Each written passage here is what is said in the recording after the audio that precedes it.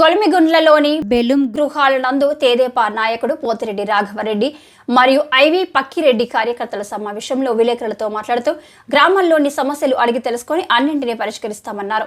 గత ప్రభుత్వంలో పంచాయతీరాజ్ వ్యవస్థ పూర్తిగా నిర్వీర్యం కావడంతో గ్రామాల్లో అనేక సమస్యలు ఏర్పడ్డాయని, త్రాగునీరు, డ్రైనేజీ, విద్యుత్ మొదలగు మౌలిక సదుపాయాలు, ముఖ్యంగా త్రాగునీటి సమస్య తీవ్రం కావడంతో ప్రజలు చాలా ఇబ్బందులు పడ్డారన్నారు.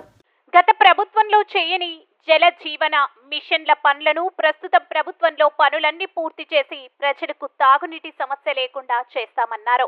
లిఫ్ట్ ఇరిగేషన్, నాణ్యత లేని రోడ్లు, గత ప్రభుత్వంలో జరిగిన పనికి బిల్లుల జాప్యం, దొంగ పట్టాలను రద్దు చేసి అవినీతికి పాల్పడిన అధికారులపై విజిలెన్స్ ఎంఫోర్స్మెంట్ ద్వారా కేసులు వేసి న్యాయ విచారణ జరిపి సంబంధిత అధికారులపై చర్యలు తీసుకుంటామన్నారు. తప్పు చేసిన వారు ఎంతటి వారినైనా ఉపేక్షించే ప్రసక్తే లేదని ఆర్ఎండ్బి అండ్ భవన శాఖ మంత్రి బీసీ జనార్దన్ రెడ్డి అన్నారు. ఈ కార్యక్రమంలో మండల నియోజకవర్గ కన్వీనర్ రామేశ్వర్ రెడ్డి, లక్ష్మిరెడ్డి, కార్యకర్తలు మరియు ప్రజలు పాల్గొన్నారు.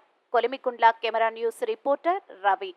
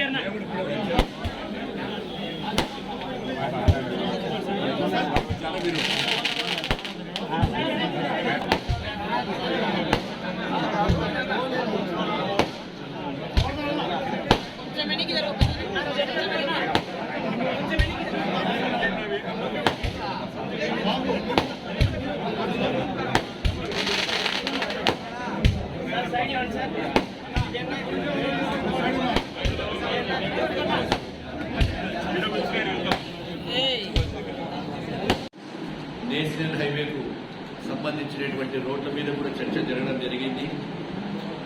కేంద్ర ప్రభుత్వం కూడా మా యొక్క అడిగినటువంటి విజ్ఞప్తుల మీద సానుకూలంగా స్పందించింది. త్వరలోనే నియోజకవర్గానికి సంబంధించిన నేషనల్ హైవేస్ అన్ని కూడా లింకు చేస్తే ఎక్కడెక్కడ కలుస్తున్నాయో, కలిసే మార్గాలకు సుగమమవుతాయో వాటిని కూడా అధికారుల ద్వారా సర్వే చేయమని చెప్పడం జరిగింది. గత ప్రభుత్వం పాలనలో చేసినటువంటి పాపాల వల్ల 2,700 కోట్ల రూపాయలు ఇంకా కాంట్రాక్టర్లకు చెల్లించవలసిన బాధ్యత ఉంది. 2014-19లో మేము శాంక్షన్ అయిన దాంట్లో 20% చేస్తే మళ్ళీ ఈ ప్రభుత్వం వచ్చిన తర్వాత శాంక్షన్లు మాత్రం ఇచ్చారు, కానీ కేవలం 40% మాత్రమే రోడ్లు పూర్తి చేయడం. అవి కూడా నాణ్యతమైనటువంటి వారి కాంట్రాక్టర్ల వల్ల నాణ్యత లేకుండా రోడ్లు కూడా చేయడం జరిగింది. కాబట్టి రేపు నాకు ఈ యొక్క అదృష్టాన్ని కూడా భావిస్తూ బనగానపల్లి నియోజకవర్గానే కాకుండా కర్నూలు జిల్లా చుట్టుపక్కల కూడా ప్రజలకు సౌకర్యమైనటువంటి ఆర్ఎండ్బి ద్వారా సౌకర్యవంత రోడ్లు వేయాలని కూడా ప్రయత్నం చేశారు.